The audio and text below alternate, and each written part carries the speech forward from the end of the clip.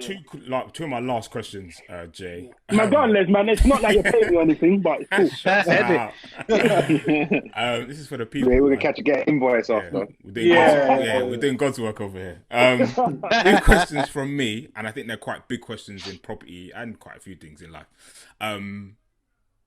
Sort of rates. So, what's the difference between a fixed and a variable rate? And also, the question after that would be, why do rates go up and down? Okay, so rates go up and down. It's just a market, yeah.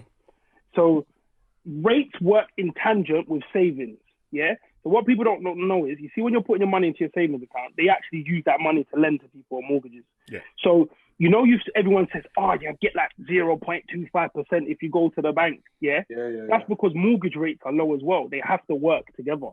Yeah. So many different factors. So for example, the economy. Yeah. So for example, like the pandemic at the moment, that is why rates are so high, because the risk factor to lenders now is crazy. So they have to put a higher interest rate, because if it's the same as before, they're not going to be making as much money. They need to hedge it, basically. You need to hedge that.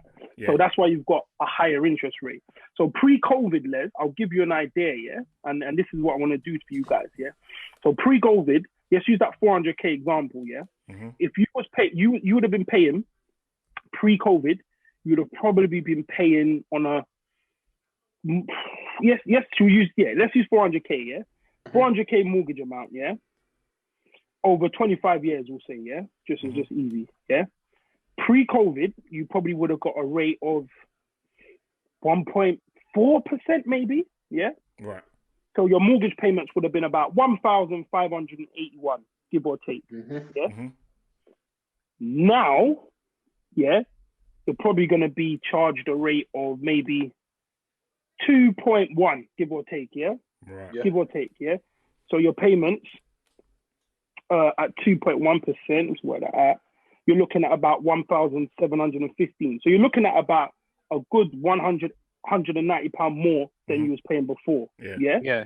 And that's with a big deposit. So let's just say the most people, guys, they don't have big deposits. They normally put down like say 10%. Yeah. So let's just say we've got someone who's putting down 10%. Yeah, which is 40K. Yeah. So let's just say they're borrowing 360. Yeah.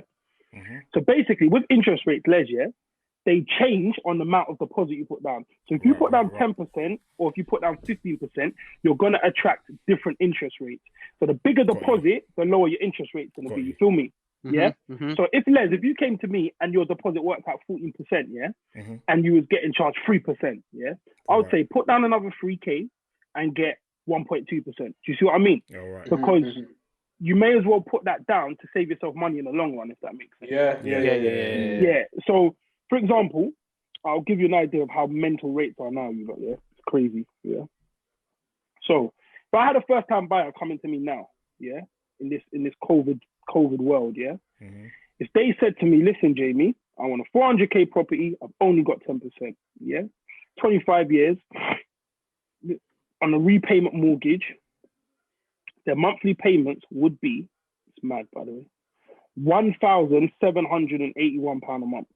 Yeah. Safe. The cheapest 5-year fixed rate at the moment with 10% is 3.39%. Yeah. That's the cheapest rate.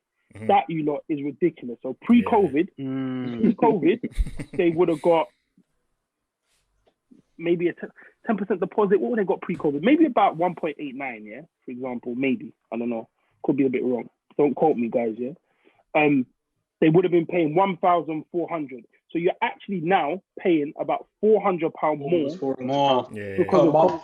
per month because of COVID. It's nuts. It's actually It's mental. It's crazy. So when you put down a bigger deposit, it's not as bad. But them lower deposit, because the lender's risk is that much heightened, because you only put down 10%. So now if you default, and if that property ain't made any money, I might not make no money. So that's why they've hedged it with a big interest rate, so that covers them. Does that make sense? Right. Yes. That makes sense. Yeah. Perfect sense. Yeah. So that's your answer on that one, Les. And so fixed and variable, yeah? Yeah. So fixed rates is basically what it says on the tin, yeah? You will fix a rate typically between 2 and 5 years. You can do it to 10 years, yeah? But it's typically between 2 and 5. So the rates you just explained, these are the rates, yeah. Yeah, so the rates I just paid, that was just based on a 5 year. Yeah. Typically, if you fix the shorter you fix it for, the lower the interest rate will be. Yeah. Okay. Typically. Yeah. Did you have you had a post on this on your Insta? No, I think something similar. Yes, yeah. I was just explaining. Yeah. So go over to Jamie the Broker, you can see it. But all fixed means is that you're fixing your rate for 2 years. So you're paying exactly the same amount for the next 2 years. That's all it means. That rate is safe. Yeah. So if we go into a triple recession, pandemic, depression, You're good. combustion, you've got that security because nothing, no matter what happens, next 2 years It will remain unaffected for 2 years. Yeah, so the benefit of this, you've got stability, you can budget, you know what you're paying, right? But with a variable rate, and they call it the standard variable rate, it depends because every lender's standard variable rate is different. You could be paying 4%, and then in a year's time, you can pay 6%. Or you can pay 4%, in a year's time, you can pay 2%. So you don't have the flexibility. That's the one thing.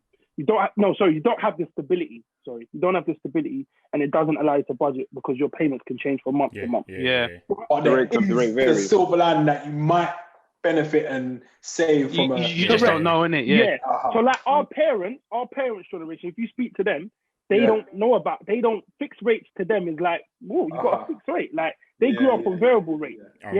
They grew up on variable rates. And you lot have probably heard like early 90s when the rates, I think it was early 90s when the rates were like 12.9%, all of that stuff.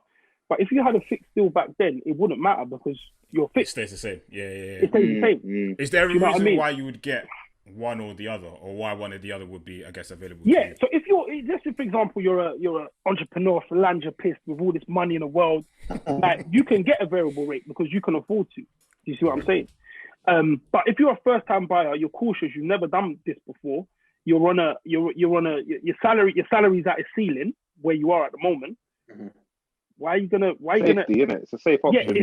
It's safety. Do you know what I mean? Why risk it? But even at the moment, lenders have cut their base rates. So there's like variable rate, there's a base rate, and there's fixed rate. So now you can't even get base rate trackers. They're not even available. Like some you can do, but some products you can't even get them. So it's just fixed rate to the market at the moment. Yeah, they want the stability themselves as well, innit? Of course. Yeah, because to the lender, at least to them, the lenders, all right, cool. Now I know you're paying me that, innit? For 2 or 5 years. But yeah, man, the mortgage world, man, it's crazy.